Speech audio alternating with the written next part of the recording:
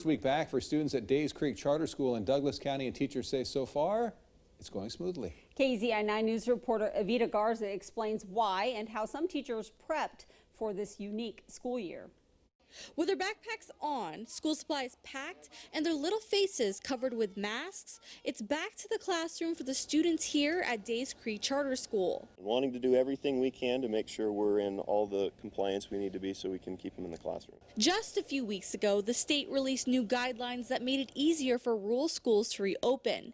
Days Creek is one of the schools that qualified, and teacher Matt Giles says they scrambled to get the building ready for the students' long-awaited return. You have to create social distancing between your students and the spacing of the desks and the number of students in the classroom. Before the school year started, Giles says the staff were concerned the kids would have a hard time wearing a mask in school.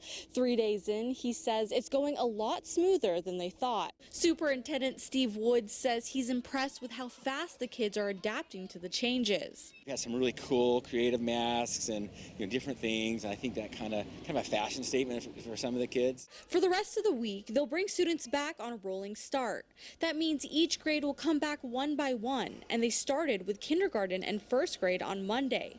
Woods says they're prepared to go back to distance learning if the state's guidelines change, but Giles is confident that won't happen. It's just easier face-to-face, so getting a chance to have them back in the classroom where you can bond and build a relationship. And hopefully give them some normalcy during this difficult time. In Days Creek, Evita Garza, KEZI 9 News. Well, donating blood